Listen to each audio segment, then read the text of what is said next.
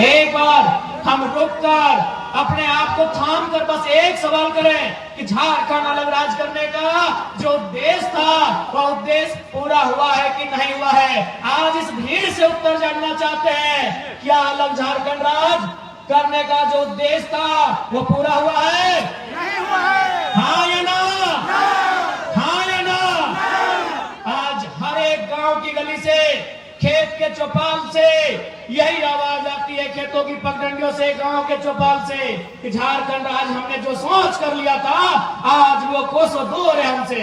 हमने झारखंड राज्य इसलिए लिया था कि जब हम लोग झारखंड राज्य का अलग निर्माण करेंगे, यहाँ की शैक्षणिक व्यवस्था में सुधार होगा, यहाँ की स्वास्थ्य व्यवस्था में सुधार होगा, यहाँ के नौजवानों को रोजगार मिलेगा, यहाँ के जल जमीन जंगल को सुरक्षित किया जाएगा, यहाँ के आदिवासी मूलवासियों की भावनाओं का ख्याल रखा जाएगा।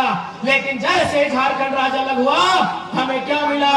हमें पलायन मिला, हमें विस्थापन मिला, हमें बेरोजगारी मिली, हमें अशिक्षा मिला, हमें बीमारी मिली, और आज धड़ल्ले से हमारी नौकरियों को प्रदेश के लोगों को बेचा जा रहा है और हम केवल तमाशाबीन होकर देख रहे हैं। आज झारखंड होने के बाद हमें बस यही मिला कि हमें नक्शे से काटकर 46% बिहार का भूभाग 79,714 वर्ग किलोमीटर का एक धरती का टुकड़ा मिला है। लेकिन आज हक अधिकार की बात करें तो आप गिरिडीह से लेकर गढ़वा चले जाएं, सिमू से लेकर आप साहेबगंज चले जाएं, आपको यही मिलेगा कि आज भी झारखंड के लोगों का दमन किया जा रहा है, आज भी झारखंड के लोगों का दोहन किया जा रहा है। ये बहुत शर्म की बात है, ये बहुत दुर्भाग्य की बात है। और चूंकि इस राज्य को बनाने में बहुत सारे वीरों ने बलिदान दिया है, आज विनोद बिहारी महतो हमारे बीच नहीं है, आज निर्मल महतो हमारे बीच नहीं है, आज कॉमरेड ए के राय हमारे बीच नहीं है, लेकिन आज किशन गुरु शिबू सोरेन जिंदा है,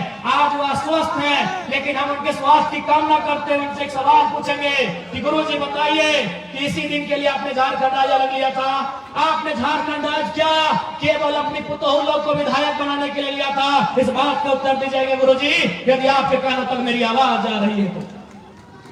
आज बगल में, यही बगल में माननीय मुख्यमंत्री की अर्धांगिनी बैठी है जो गांडे की विधायक है, वो एक महिला विधायक है, इसलिए हम महिला पर विशेष टिप्पणी नहीं करेंगे, उन पर कोई छीटाकशी नहीं करेंगे। लेकिन वो मंचों पे आती हैं और अपने भाषणों में बार बार 1000 रुपए का जिक्र करती है कि हमने मैया सम्मान योजना दिया 1000।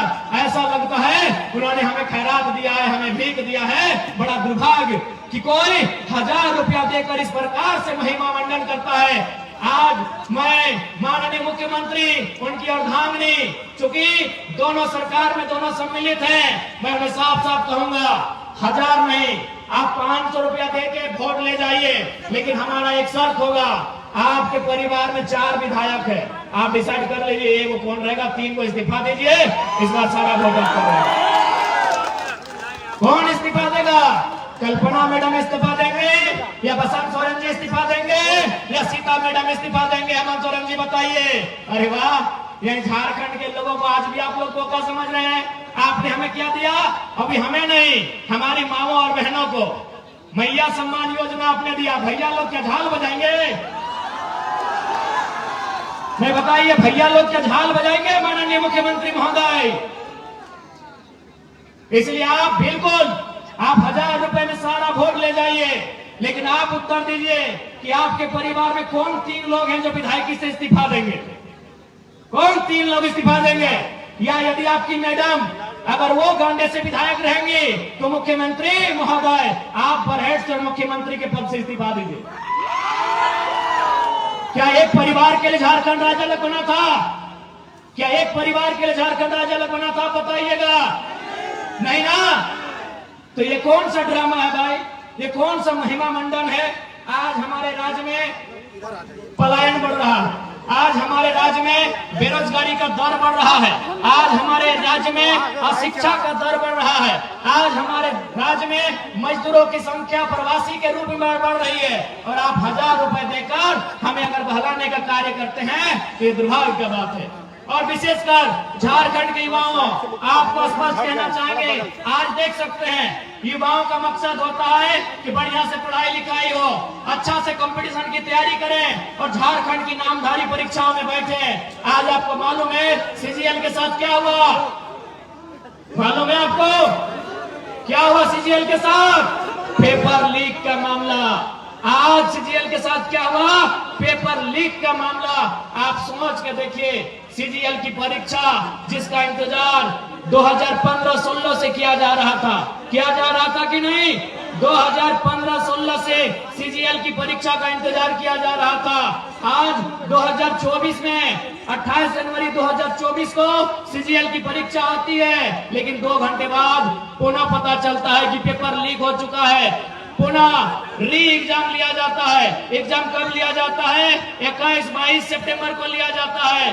पुनः री एग्जाम में भी पता चल रहा है कि पेपर लीक किया जा चुका है। ऐसे में आप तमाम केवल नौजवान पढ़ने वाले छात्र नहीं, अभिभावक, माताएं, हमारे तमाम अभिभावक, आपको भी गुस्सा आना चाहिए। आपको भी गुस्सा आना चाहिए कि आपने इन सरकारों को क्यों चुना था। आपको मुख्यमंत्री के साथ सुदीप सोनू से सवाल करना चाहिए कि आपको हमने सत्ता में क्यों बैठाया था? सीजीएल के पेपर लीक करने के लिए नहीं बैठाया था। आपको सवाल करना चाहिए। लेकिन आज बहुत दुर्भाग्य की बात है, हम और आप व्यस्त हैं, अपने रोजमर्रा की जिंदगी में व्यस्त हैं, हम अपनी चाय की दुकान में व्यस्त हैं, हम अपनी पान की दुकान में व्यस्त हैं, हम अपनी दिनचर्या में व्यस्त हैं, हम अपने काम काज में व्यस्त हैं, हम अपने रोजगार में व्यस्त हैं। लेकिन आज यहाँ के राज्य के आपके बच्चों के भविष्य को लाखों रुपए में बेचा जा रहा है और आपके कानों में अगर जू नहीं रेंग रही है तो याद रखिएगा, केवल सरकार दोषी नहीं है, आप और हम दोषी हैं इस राज्य की बर्बादी के लिए। इस बात को याद रखिएगा। और यदि आप आज याद नहीं रखते हैं, आज यदि आप में राजनीतिक सुचिता का संचार नहीं होता है, यदि आज आप में राजनीतिक चेतना जागृत नहीं होती है, तो आने वाली पीढ़ी आपसे सवाल करेगी। आपकी आने वाली पीढ़ी आपसे सवाल करेगी कि आपने क्यों सवाल नहीं किया। जिन लोगों को आपने सत्ता दिया था उन लोगों से सवाल क्यों नहीं किया? कौन जिम्मेवार होगा? सीजीएल की परीक्षा में धांधली का जिम्मेवार कौन होगा? पारा टीचर की जो समस्या है उसका जिम्मेवार कौन होगा? आंगनबाड़ी की सेविका धरने पर बैठी है, उनका जिम्मेवार कौन होगा? पूरे राज्य में लोग धरने पर बैठे हैं। आज ये सवाल उठता है कि अगर पूरे राज्य में लोग धरने पर बैठे हैं तो इस राज्य में खुशहाल कौन लोग हैं? ये भी हमारे सोचने का सवाल है। और विशेषकर नौजवान साथियों, आपको बताना चाहेंगे, कभी भी आपका ध्यान उस ओर नहीं गया है। आपका ध्यान कभी उस ओर नहीं गया है। हमारा ध्यान नौकरियों की ओर जाता है। एक बहाली में अगर मान के चलिए जेपीएससी की बहाली आती है, 250 सीट होता है, 350 सीट होता है, 350 सीट होता है। लेकिन आपको मालूम है इस राज्य में इनकम का जगह कहाँ है? आपको अभी तक मालूम नहीं है, क्योंकि हमारा माइंड उतना डेवलपमेंट ही नहीं है, हमारे सोचने की शक्ति वहां तक गई ही नहीं है। अरे नौकरी वन टाइम अगर जेपीएससी निकालती है तो 250 सीट ज्यादा नहीं रहता है। लेकिन आपको मालूम है आपके गांव में, आपके पंचायत में, आपके प्रखंड में, आपके जिला में जो भी सरकारी मकान है, जो भी सरकारी भवन है, वहां केवल 2-4 अधिकारी सरकारी होते हैं। बाकी एजेंसियों को ठेका दिया जाता है, बाकी कॉन्ट्रेक्चुअल लेवल पे आधार पे होता है, बाकी टेंडरशिप के आधार पे होता है। आप जो पंचायत भवन देख रहे हैं, उस पंचायत भवन में जो खिड़की का रंग पेंट करने का जिम्मा एजेंसी को दिया जाता है, बल्ब लगाने का जिम्मा एजेंसी को दिया जाता है, उसमें इलेक्ट्रीशियन से लेकर फिटिंग हर एक काम एजेंसी को दिया जाता है। झारखंड में कितना एजेंसी काम कर रहा है? अरे नहीं करने से भी 30,000 35,000 एजेंसी झारखंड में काम कर रही है। छोटी बड़ी सब मिला के 30,000 से 35,000 एजेंसियां काम कर रही है। एक एजेंसी का टेंडर करोड़ों में होता है। आप उन एजेंसियों का लिस्ट निकालिएगा, 1% झारखंड के लोग नहीं है। आप केवल नौकरी देखते हैं कि बहाली कै वो निकल रहा है पुलिस का। आप इतने इस भीड़ में कै गो कॉन्ट्रैक्टर हैं, इस भीड़ में कै गो एजेंसी के ओनर है।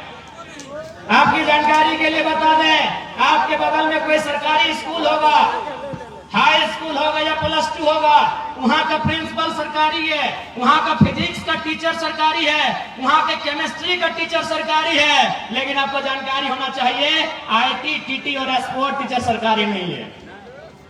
आईटी का टीचर सरकारी नहीं है, टीटी का टीचर सरकारी नहीं है, स्पोर्ट टीचर सरकारी नहीं है। और आपको यह भी जानकारी होना चाहिए कि आईटी और टीटी का टीचर एग्जाम लिख के नहीं आते हैं, एजेंसी के थ्रू आते हैं। वो एजेंसी भी आपकी नहीं है, वो टीचर भी आपका नहीं है। आज तक झारखंड का ध्यान गया ही नहीं है। झारखंड के नौजवान नौकरी के, ठीक है नौकरी अच्छी बात है, हमारी भी पहली प्राथमिकता नौकरी होती है, लेकिन आप एजेंसी को भूल रहे हैं, आप टेंडरशिप को भूल रहे हैं, आप ठेकेदारी को भूल रहे हैं। अरे पैसा वहां है। वीडियो की तनख्वाह क्या है? वीडियो की तनख्वाह आज के डेट में क्या है? 50,000, 1 लाख है। चलिए 1 लाख मानते हैं, चलिए मान लेते हैं बढ़िया पदाधिकारी की तनख्वाह 1 लाख है, तो 12 महीना में 12 लाख, यानी 1 साल का 12 लाख। वो नौकरी कितना करेगा? 30 साल। कितना? 30 साल। 12 को 30 से गुना करिए, 3.6 करोड़। क्या कैलकुलेशन सही है? 3.6 यानी 3.6 करोड़। यानी एक वीडियो, एक बढ़िया रैंक का ऑफिसर अपने जीवन काल में कितना पैसा कमा रहा है? 3.6 करोड़। आपको जानकारी होना चाहिए, एक छोटा एजेंसी करोड़ों का बजट एक बार में, हमको लगता है एक बार जब वो लेती है करोड़ रुपए बचत कर लेती है। आज तक किसी लीडर ने आपको इस ओर लेके नहीं गए हैं, कोई लीडर नहीं, किसी को मतलब नहीं है। आप कहीं चले जाइए, आप अस्पताल में चले जाइए, स्वास्थ्य केंद्रों में, डॉक्टर सरकारी हो सकता है, डॉक्टर सरकारी हो सकता है, वॉचमैन सरकारी नहीं है, जो गार्ड है वो सरकारी नहीं है, जो सफाई कर्मी है वो सरकारी नहीं है। वो कहां से आते हैं? परीक्षा लिख के नहीं आते हैं, वो एजेंसी के माध्यम से आते हैं, ठेकेदारी के माध्यम से आते हैं, कॉन्ट्रैक्ट बेसिस पे आते हैं। अरे वहां आपका ध्यान गया ही नहीं है। इसलिए आज लोग मुझसे क्यों चिढ़ते हैं मालूम है? क्यों ये लोग इनके रातों के सपनों में हम आते हैं? क्योंकि ये बोलते हैं घरों में कि ये लड़का लीडर नहीं, टीचर ज्यादा है, ये पढ़ाता है, ये अपनी सभाओं में भाषण कम पढ़ाता है, लेक्चर और क्लास ज्यादा लेता है। नहीं बताइए किस लीडर ने आपको बताया है?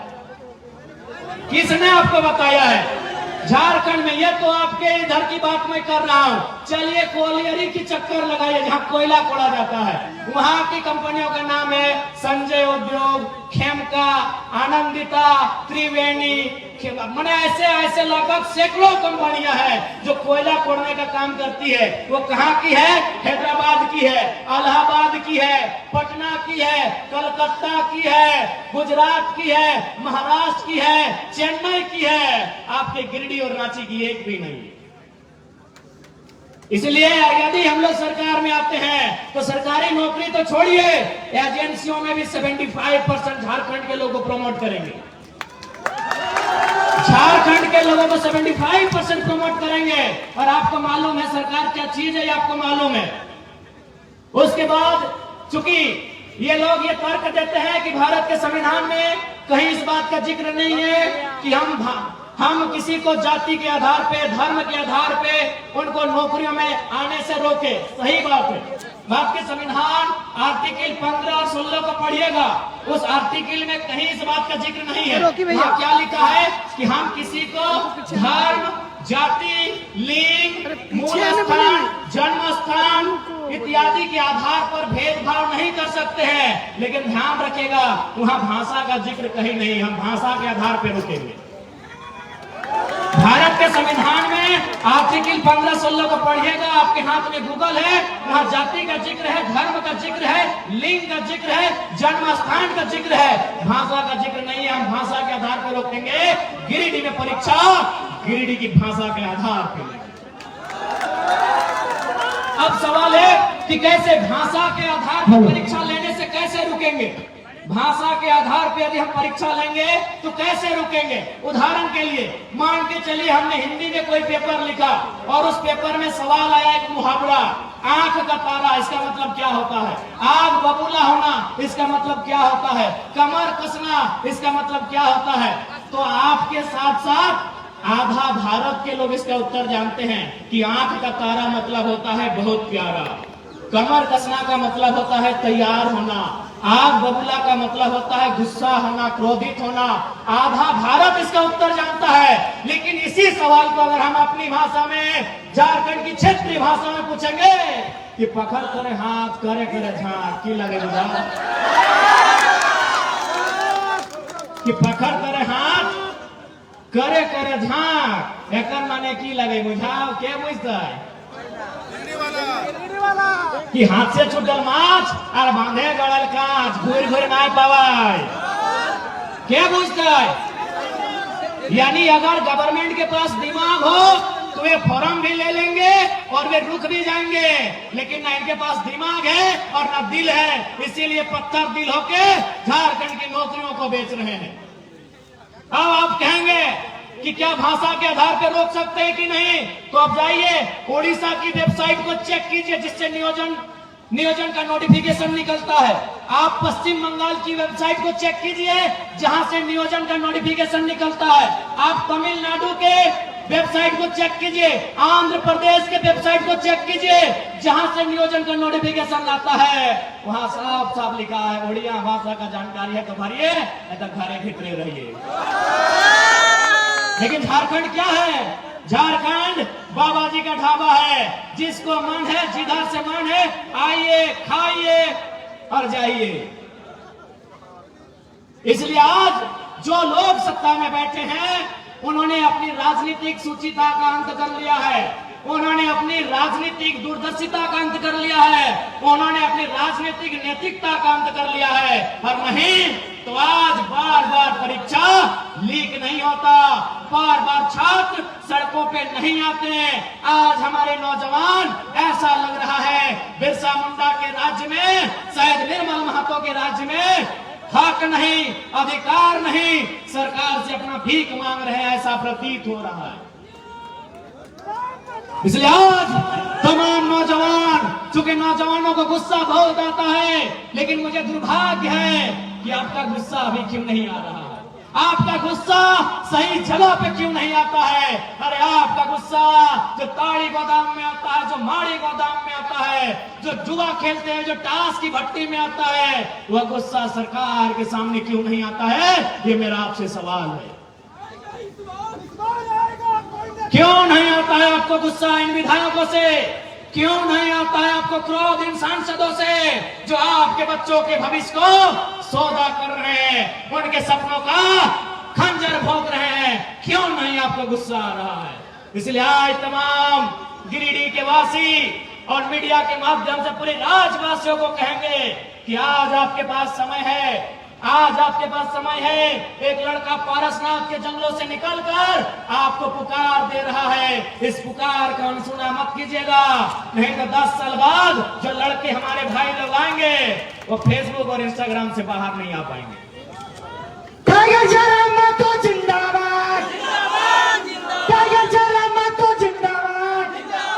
आज आप हमारी आलोचना कर सकते हैं, आप हमारा तिरस्कार कर सकते हैं, आप हमसे नफरत, हमारे लिए ईर्ष्या रख सकते हैं, लेकिन सच्चाई स्वीकार कीजिए 24 सालों के झारखंड में पहली बार कोई लड़का आया है जो अपने दम पे, अपनी प्रतिभा की बदौलत राज्य का चेहरा बना है।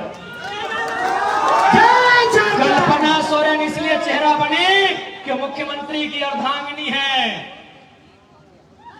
24 साल के इतिहास में हमको एक रिपोर्ट कार्ड दीजिए कि कोई एक साधारण सा लड़का 2 साल पहले उसे गांव के लोग ठीक से नहीं जानते थे, आज वो राज्य में चर्चा का विषय है। मैं 24 साल के इतिहास को आपको पढ़ने कह रहा हूं।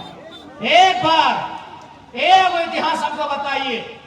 आज बहुत सारे लोग कहते हैं अरे इस राज्य में रोज आंदोलन हो रहा है, कभी राजभवन के सामने हो रहा है, कभी मुख्यमंत्री के आवास में हो रहा है, कभी डीसी कार्यालय के सामने हो रहा है, कभी विधानसभा के सामने हो रहा है।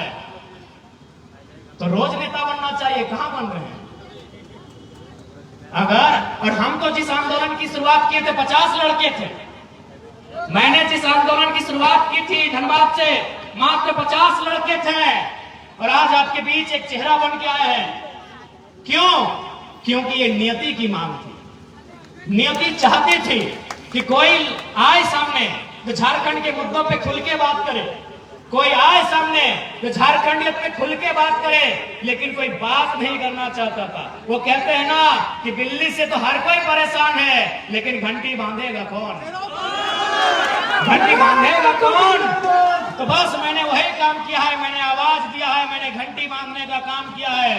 और आज मैं बिल्कुल तमाम मीडिया के माध्यम से तमाम सरकार को, तमाम जनप्रतिनिधियों को और साथ ही साथ सुपर सीएम मुख्यमंत्री के साड़ू श्री सुदेव सोनू को भी चुनौती देता हूं कि सुन रहे हैं, गिरिडीह का झंडा मैदान आपके बाप का है।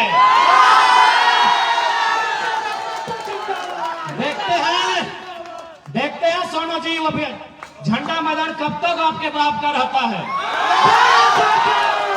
बड़ा दुर्भाग्य, एक लोकतांत्रिक देश में हम लोग 2 साल से झंडा मैदान में सभा करने की बात कर रहे हैं। पता नहीं जिला प्रशासन भी मौन क्यों हो जाती है, जिला प्रशासन भी अंतिम समय निर्णय क्यों बदल देती है। तो ये ठीक है सोनू जी, अभी समय आपका है, लेकिन याद रखिएगा कि आप जो घमंड कर रहे हैं अपने पद का और मुख्यमंत्री से आपके परिचय का, ये ज्यादा दिन नहीं टिकेगा।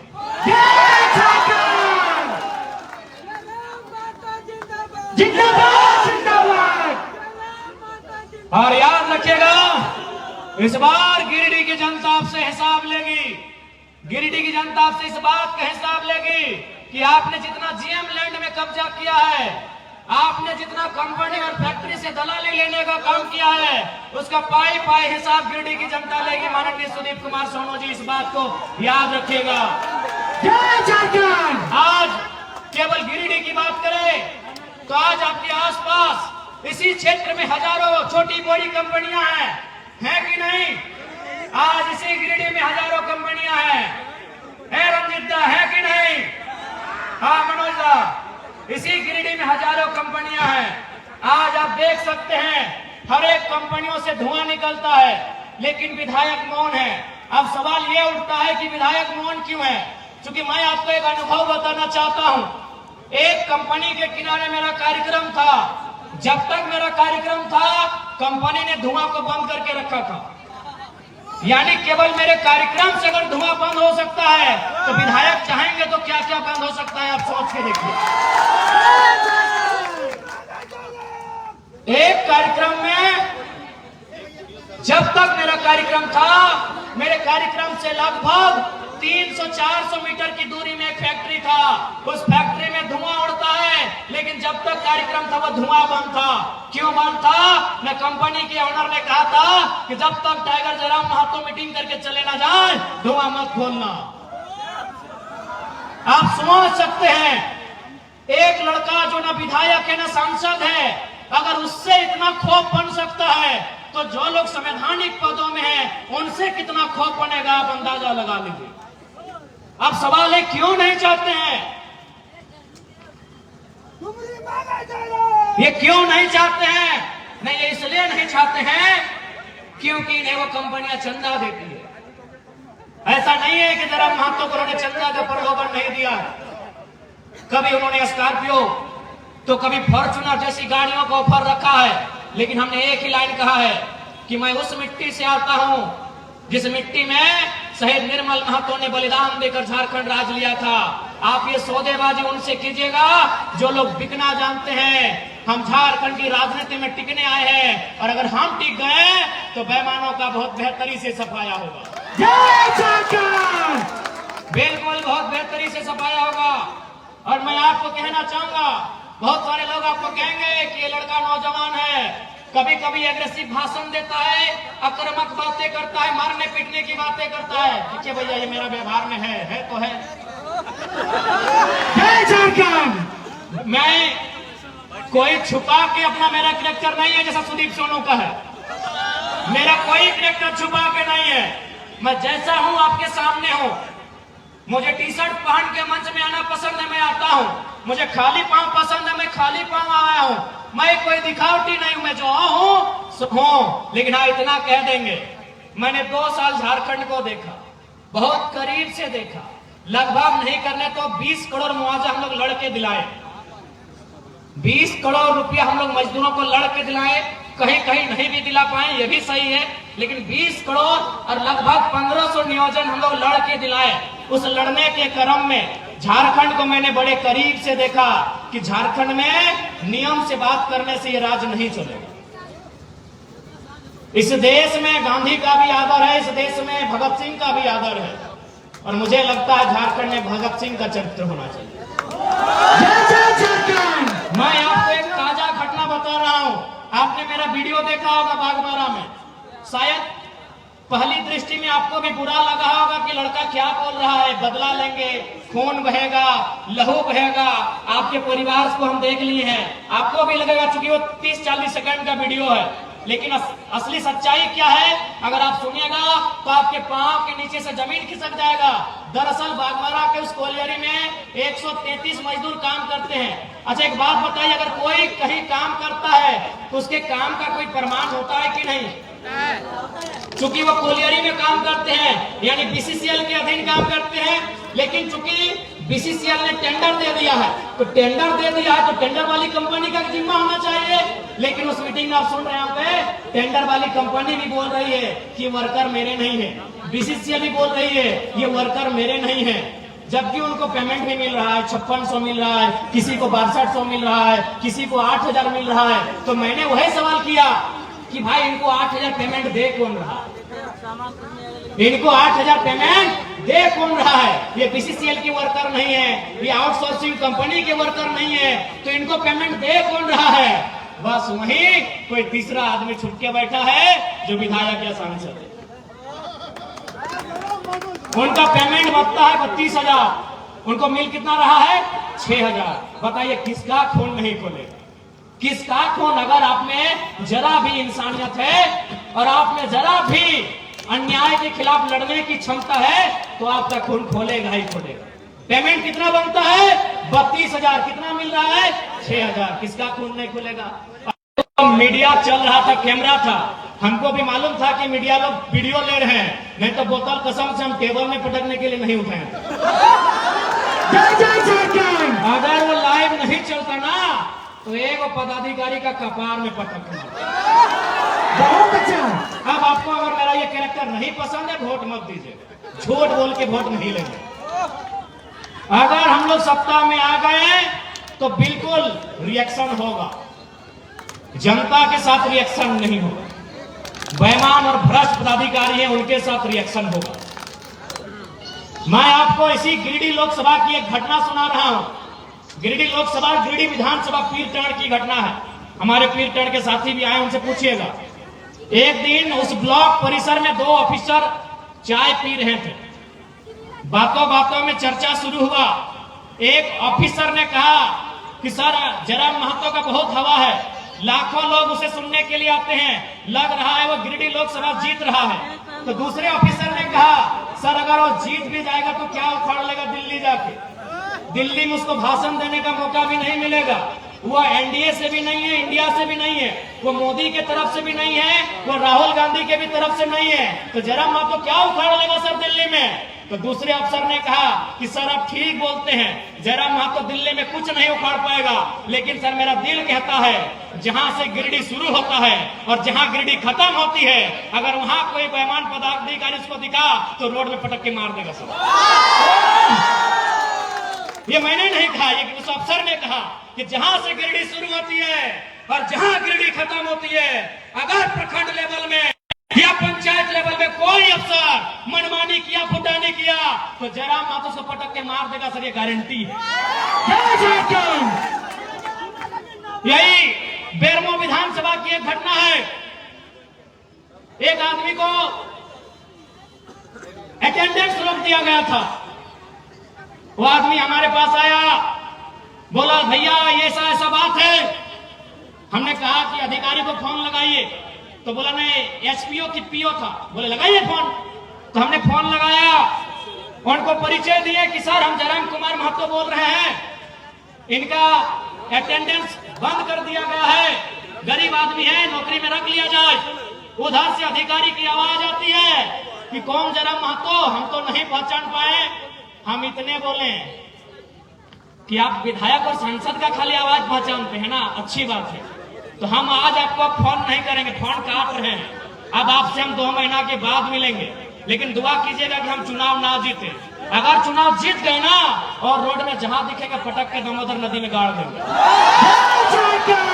विश्वास कीजिए 10 सेकंड के बाद उस अधिकारी ने कहा कि जयराम बाबू बोलिए क्या काम है। 10 सेकंड में 10 सेकंड में उस अधिकारी ने कहा कि जयराम बाबू बोलिए क्या काम है। हमने कहा काम हो गया है, रख लीजिएगा इसको। 10 सेकंड में। ये कोई बड़ाई नहीं कर रहे हैं।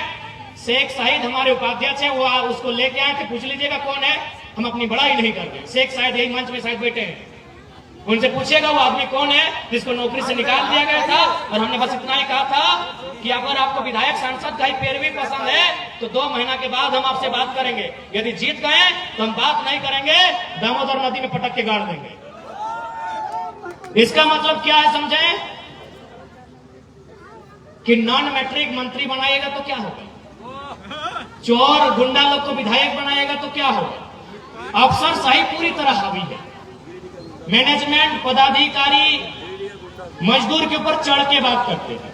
इसलिए झारखंड को मीठी मीठी बात करने वाला लीडर नहीं चाहिए। यदि आपको लगता है मीठी मीठी बातों से झारखंड का काम हो जाएगा तो हमें मत सुनिएगा। हमें मीठा मीठा बात करने नहीं आता। हमें मीठा मीठा बात कल्पना भाभी की तरह मीठा मीठा बात करने नहीं आता। उनको विरासत में राजनीति मिली है। ससुर जी और पति जी उनके मंत्री मुख्यमंत्री हैं, उनको विरासत में राजनीति मिली है। वो मीठा बात करेंगे, हमें मीठा बात करने नहीं आता है। गिरिडीह में है भाभी, प्रणाम, पहले प्रणाम स्वीकार कीजिए। और आपसे निवेदन होगा भाभी, ये लोग आपको वोट देंगे, आप विधायकी से इस्तीफा दे दीजिए। और इतना भी हम लोग बेवकूफ नहीं है। सुनने में आया है केवल आपको गांडे से विधायक बनाने में सरकार ने सिस्टम के साथ साथ 10 करोड़ रुपया फूंक दिया है। क्या बात करते हैं। इसलिए हमें मीठा बात करने नहीं आता। मेरा घर तो चाची है, धनबाद जिला है। ऐसी तो घटनाएं अनेक है। एक घटना बता दे रहा हूं। एक शख्स थे, उनका नाम था सुरेश महतो। भौरा कोलियरी झरिया डिवीजन आप जानते हैं, भारत देश की कोयला राजधानी झरिया। उस शख्स को कोयला के माफियाओं ने बहुत बेरहमी से मारा था। दोनों पांव काट दिया था, दोनों हाथ काट दिया था। जिंदा था वो इंसान, सांस चल रही थी। वो बोल रहा था मुझे छोड़ दो, पता नहीं क्या बोल रहा था, वो आइडिया नहीं है, बना के नहीं बोलेंगे। यही लोग कहते हैं दोनों पांव काट दिया गया था, दोनों हाथ काट दिया गया था, दोनों आंखें निकाल ली गई थी और फिर गर्दन काटा गया था और एक बोरा में भर के दामोदर नदी में विसर्जन किया गया था। तो मैं उस गांव के आसपास से आता हूँ, मैं उस जिले से आता हूँ, मैं उस कौम से आता हूँ। इसीलिए मुझे मीठा मीठा बोलना नहीं आता। मुझे मीठा मीठा बोलना नहीं आता है। मैंने बहुत करीब से महसूस किया है, मैंने आंदोलन को बहुत करीब से महसूस किया है। मेरे पिताजी भी झारखंड आंदोलन के शहीद हैं। सर पे लाठी लगी थी, जो भविष्य में ब्रेन ट्यूमर बनने का काम हुआ था। वो 1990 का दौर था। तो इसीलिए मुझे मीठा मीठा बोलने नहीं आता है।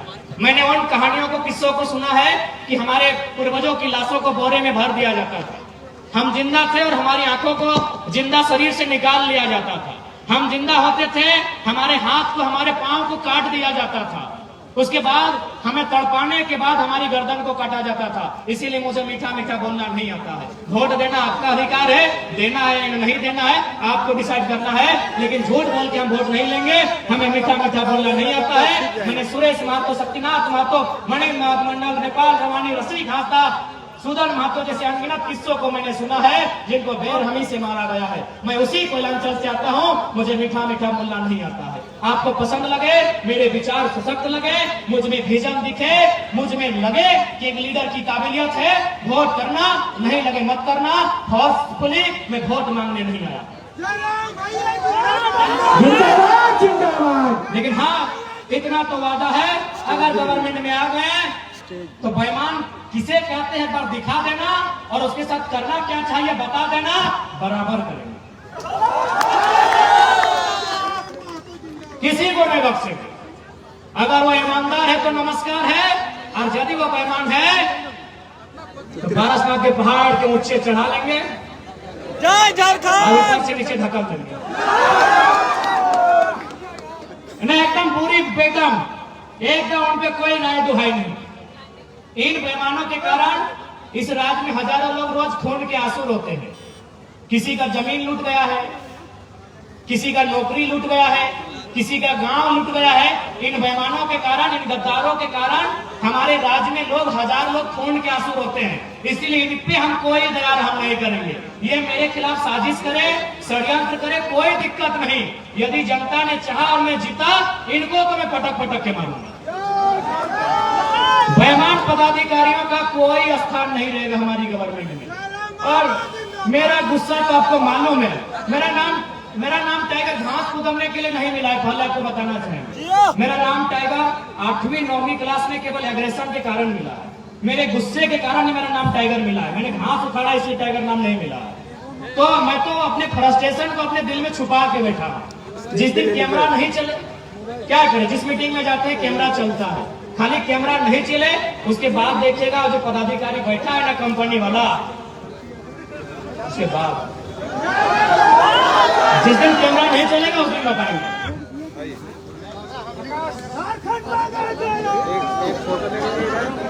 भैया जिंदाबाद। इसलिए आज तमाम जनता जनार्दन से यही कहेंगे कि एक बार युवाओं को मौका दीजिए। आपने भारतीय जनता पार्टी नाम की बाहरी जनता पार्टी को भी देखा, आपने झारखंड मुक्ति मोर्चा के नाम पर वर्तमान में मोड़ी मोर्चा पार्टी को भी देखा। एक बार आपसे अवसर मांगने आए हैं, एक बार, और वो सरकार जनता की होगी, वो सरकार युवाओं की होगी, और उस सरकार में ऑन दी स्पॉट फैसला होगा। यदि जरूरत पड़ा तो सामने वाला कोई क्यों ना रहे, हम लोग आंख से आंख मिला के टकराएंगे, हम लोग नजर चुराने का काम नहीं करेंगे।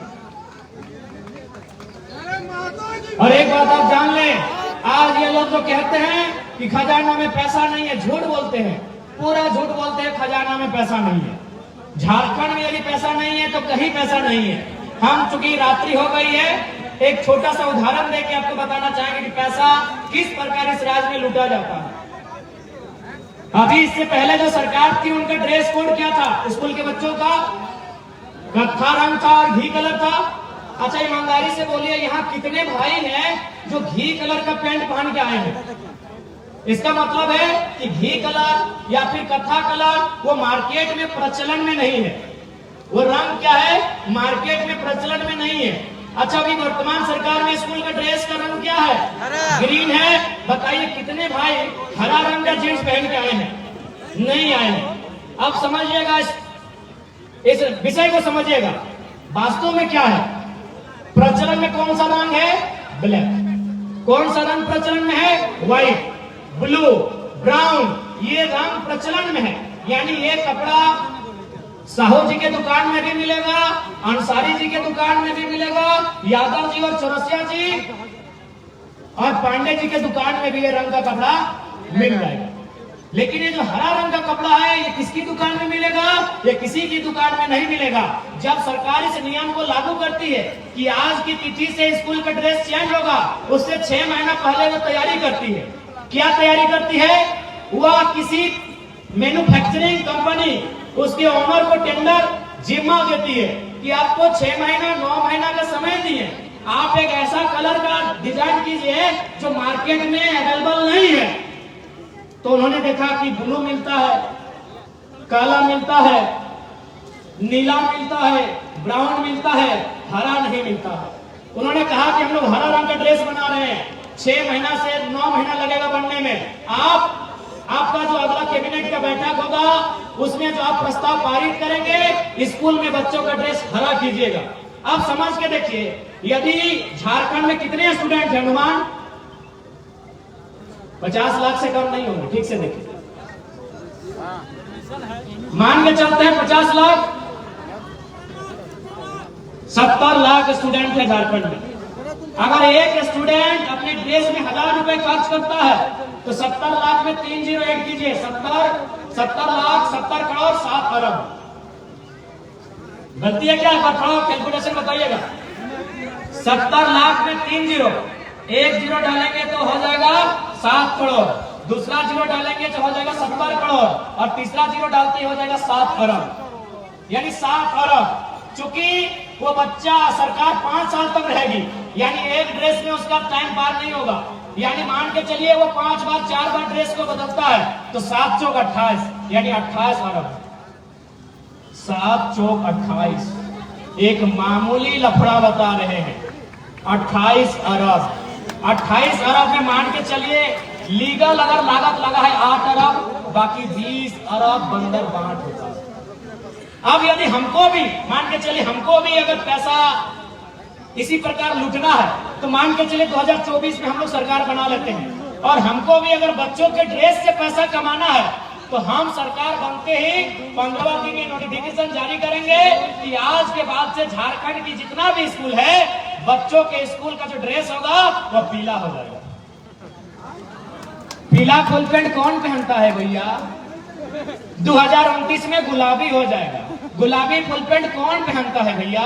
एक लड़का जो पढ़ा लिखा है, इसीलिए आपको मामूली बात समझा रहा है। घोटाला इसी प्रकार से होता है। जो पैसा आपके गांव में पानी के लिए आना चाहिए था, बिजली के लिए आना चाहिए था, सड़क नली गली के लिए आना चाहिए था, जो पैसा आपके बच्चों की शिक्षा पे खर्च करना चाहिए था, जो पैसा आपके बच्चों के स्वास्थ्य पे खर्च करना चाहिए था, वो पैसा ये लोग बंदर बांट में खर्च करते हैं। और एक उदाहरण देते हैं, क्योंकि आपने स्टेज में, मैं तो स्कॉर्पियो से भाषण देता हूं, आज आपने स्टेज दिया है, उसी स्टेज से उदाहरण देते हैं। गांव घर में एक चबूतरा बनता है, एकदम सेम ऐसा ही चबूतरा, ये मान लीजिए चबूतरा आपको याद आ रहा है? थोड़ा दिमाग लगाइए, आपके गांव के किसी कोने में, किसी मंदिर के सामने, किसी जंगल में, किसी फुटबॉल मैदान में एक चबूतरा होगा। चबूतरे का लागत क्या होगा, याद आ रहा है? 2.5 लाख 3 लाख। याद कीजिए आपके दिमाग में, अगर आपके गांव में कोई चबूतरा आ रहा है, 2.5 लाख, 2.25 लाख, 2.25 लाख, 3 लाख उस चबूतरा का दाम होगा। आप याद कीजिए आपके गांव में जो प्रधानमंत्री आवास आता है उसका लागत क्या है? हमारे उधर 2.25 लाख है। आप यहाँ समझदार लोग हैं, आप यहाँ समझदार लोग, आप लोग बैठे हैं, ईमानदारी से बताइए कि प्रधानमंत्री आवास बनने में ज्यादा खर्च लगेगा कि चबूतरा बनने में? चबूतरा बनने में। क्या भाई, जरा बताइए, आवाज दीजिए। अरे नहीं वोट दीजिए, लेकिन आवाज तो दीजिए ना। प्रधानमंत्री आवास में घोड़ी क्या बोलते हैं आप लोग? एक नीचे घोड़ी में पहले फिर लिंटन, फिर ढलाई, फिर पलस्तरा, फिर पेंटिंग, तो खर्चा कहाँ? आवास में। आवास कितना में बन रहा है? 2.25 लाख से 1.5 लाख में, और चबूतरा में कुछ नहीं है, 2.5 लाख 3 लाख। क्योंकि आवास आदमी का बनता है और चबूतरा नेता और अधिकारी का कमीशन होता है।